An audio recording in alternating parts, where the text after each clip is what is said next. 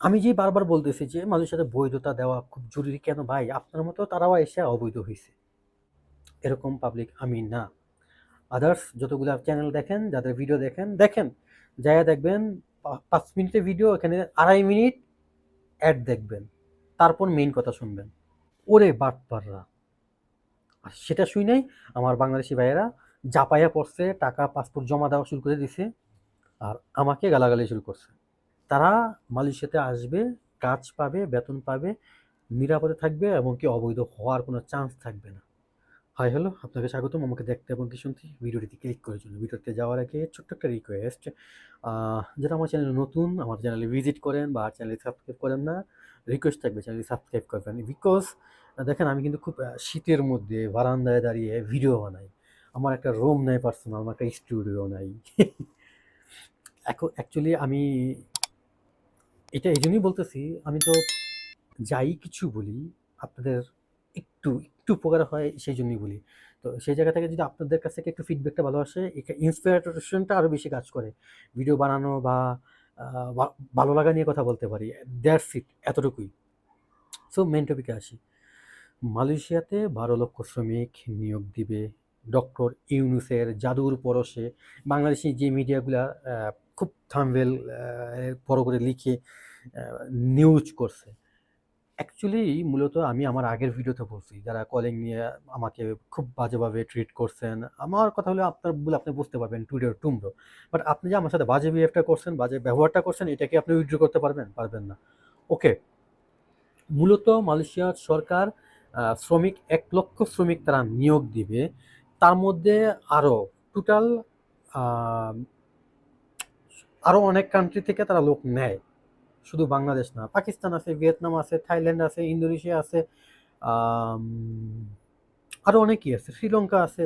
যত যাই হোক, আদা আরও ইন্ডিয়া থেকে পর্যন্ত লোক তারা নেয়।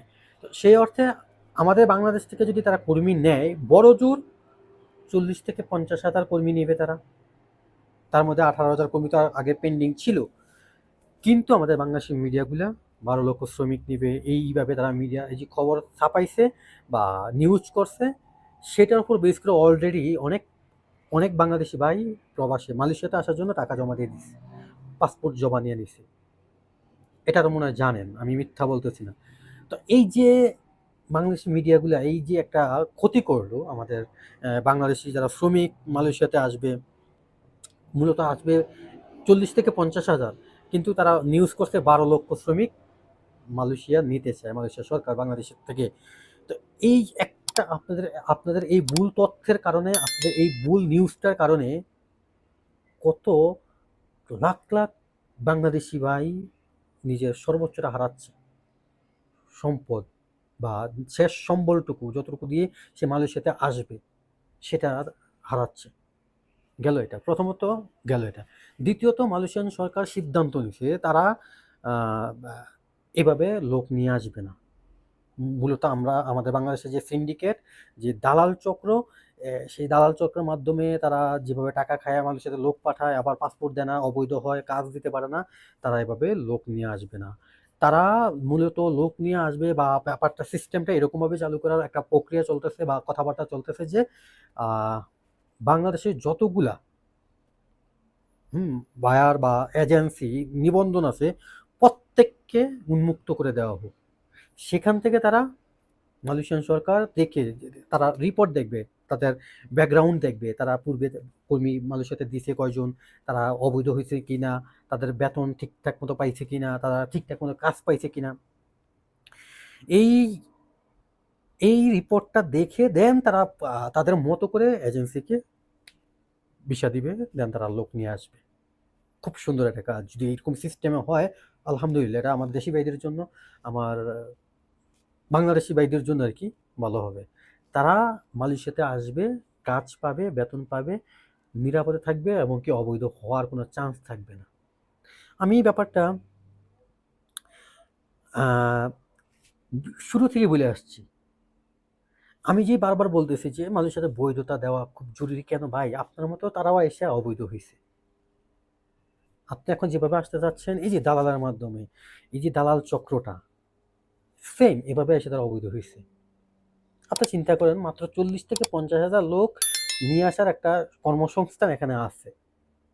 বাট বাংলাদেশের মিডিয়াগুলা বা ওই যে দালালরা টাকা খাওয়ায় মিডিয়া সংবাদ কভার করছে 12 লক্ষ শ্রমিক নিয়ে আসবে ডক্টর ইউনূসের জাদুর পরশে। ওরে বাটপাররা! আর সেটা শুই নাই আমার বাংলাদেশি ভাইয়েরা জাপাইয়া পড়ছে, টাকা পাসপোর্ট জমা দেওয়া শুরু করে দিছে, আর আমাকে গালাগালি শুরু করছে। আমরা মালয়েশিয়া আছি ভাই। মালয়েশিয়ার বর্তমান অবস্থা পরিস্থিতি আমরা এগুলো ফেস করতেছি, জানতেছি, আমরা বুঝতেছি। আমি আবারও বলি, দায়িত্ব নিয়ে বলতেছি, আমার এই চ্যানেলে আপনি কোনোটা ফেক নিউজ, কোনো ফেক আপডেট বা কোনো বাজে কথা, বাজে কোনো ভিউজের জন্য কথা ঘুরে পেঁচানো, এগুলো কিচ্ছু পাবেন না। আমি মানুষটা সোজা সাপটা, আমি কথা বলতে পছন্দ করি সোজা সাপটা। আমি ঘুরিয়ে পেঁচিয়ে ভিউজের জন্য, আমার ভিডিওটা শেষ পর্যন্ত দেখার জন্য এরকম পাবলিক আমি না। আদার্স যতগুলো চ্যানেল দেখেন, যাদের ভিডিও দেখেন, যাইয়া দেখবেন 5 মিনিটের ভিডিও, এখানে 2.5 মিনিট অ্যাড দেখবেন, তারপর মেইন কথা শুনবেন। আমার কথাটা ফালাই দেওয়ার মতো না। আপনি মালয়েশিয়া সম্পর্কিত যতগুলা চ্যানেল আছে, ইউটিউব বলেন, ফেসবুক বলেন, ওখানে যদি 5 মিনিট একটা ভিডিও হয়, ওখানে 2.5 মিনিট একটা আপনি অ্যাড দেখবেন। অমুক হ্যাড, অমুক হ্যাড, অমুক অ্যাড, তারপর মেইন টপিক নিয়ে কথা বলবে। লাস্টে গিয়ে তাও কি হতাশ, হতাশ। সে নিজেই জানে না কি বলছে, সে নিজেই জানে না আপনাকে কি জানাইছে, কি আপডেট দিচ্ছে। সো আমি এখানে কারো নাম মেনশন করলাম না, কোনো চ্যানেলের নাম মেনশন করলাম না। সরি টু সে, ওভারঅল সব কিছুর জন্য সবাই একটু সতর্ক হন, একটু বুঝেন, জেনে বুঝে একটু ওয়েট করেন, তারপর পাসপোর্ট জমা দেন। যারা দিয়েছেন অলরেডি দিয়েছেন, এটা নিয়ে আমার কোনো সে নাই ভাই। আর যারা দিয়ে দেননি এখনো বা দিবেন, একটু সময় নেন, একটু বুঝেন, জানেন প্লিজ। আমি হাত জোর রিকোয়েস্ট করতেছি আপনার কাছে, প্লিজ। সো এতটুকুই, জাস্ট অরিজিনাল খবরটা, রিয়েল যে নিউজটা জানলেন, জানার পরে আপনার মন্তব্য আপনি অবশ্যই কমেন্ট বক্সে শেয়ার করতে পারেন। আর আমি আবার যাবার আগে ছোট্ট একটা রিকোয়েস্ট, যে আমার চ্যানেলে ভিজিট করেন বা আমার ভিডিও দেখেন, প্লিজ চ্যানেলটা সাবস্ক্রাইব করবেন। যারা অলরেডি করছেন, thank you so much, and ভালোবাসা, অবিরাম, টাটা।